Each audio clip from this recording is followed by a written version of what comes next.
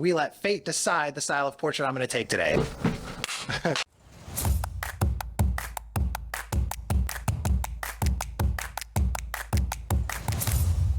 Welcome back to our channel. We are doing another Roll for Portrait episode. This is based on Roll for Sandwich, Roll for Puppet, Roll for Pizza, all the other Roll for channels that we watch on TikTok.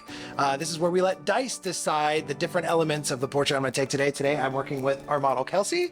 Let's see what the dice have for us. For today's dice, we have this purple and blue cosmic set from Valkyrie's Vault. First up is lighting. And we rolled a 2, which means we're going to be using strobe today. For our main light, we have a Godox ADB2 that allows us to turn two 8200s into a 400 watt light with a collapsible beauty dish. Next up is lens. And we rolled a 2, which means we're going to be using the 24-70. Tamron 24-70 is a great mid-range zoom lens that I think everyone should have in their camera bag. Here's a D20 background roll. And we have a 17, which means we're going to be using the Flor 1 background from Intuition. This background is designed by Nikki Harrison. It is a 8x15 canvas sweep, which allows us to get a seamless background image. It's covered in flowers and butterflies and just an amazingly detailed background. And last up, we're going to kick it up a notch by rolling 2 D12s for Wild Magic today. It looks like we have double 7s. 7 is jewelry, so we're going to have to add 2 different pieces of jewelry or accessories to this image today. So we're going to take Kelsey back to our studio closet and pick out some jewelry.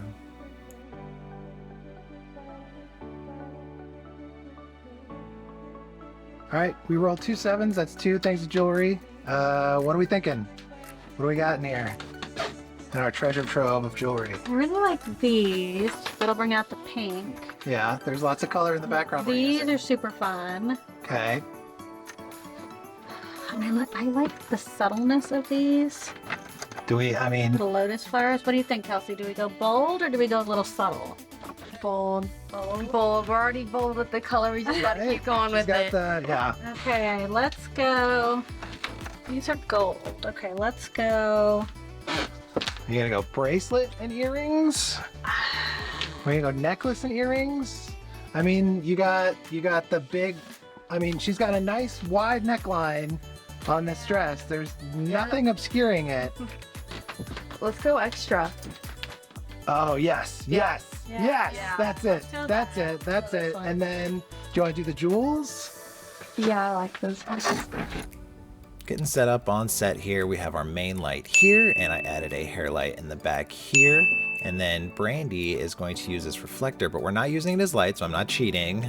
She's going to be using it to add some wind, because I really want to show off the jewelry and the earrings that she has on. So I don't want her hair to hide that. So Brandy's gonna use this to kind of give me some puffs of air and make her hair move just like that. And normally you'd want a fan or something like that that has a steady flow of air. But this is a nice little makeshift way that you can use out in the field if you don't have power, things like that. Let's take a look at this first image. Boom, right there. That is a great way to start this set. Try to get some horizontals, try to get some verticals and things like that. Nice expression on her there. Now we're going to change it up. I'm going to move her away from the light and then bring her face back towards the light, get some nice lighting on her face. Get her looking over her shoulder like she's thinking or dreaming about something. Great expression there. You see the hair definitely moving there a little bit. Now I'm going to turn her straight on towards camera with hands on hips, but I'm going to make them a little asymmetrical. Get her to pop her hip one side to the other. It's a great way of figuring out which direction they're more comfortable in, rather than just telling them, hey, pop to the left. They might just pose better one way or the other. So sometimes it's great to get them to rock back and forth on that hip to see which one you think looks better.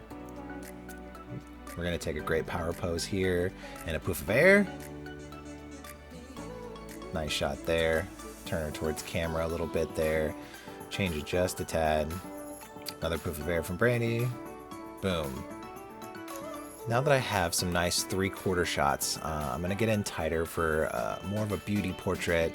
I have the 24-70, so probably not the lens I would normally use for this, but it's what I got, so I'm going to put it all the way to 70 millimeters, get close. I'm going to use her hands here to sort of use her forearms to push her hair away from those earrings rather than having the reflector There, nice shot there.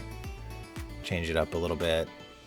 Great expression out of her. Loving it so far. Now I'm going to pull back and try to get some nice full body shots. Really use the sweep of this background. Great shot there.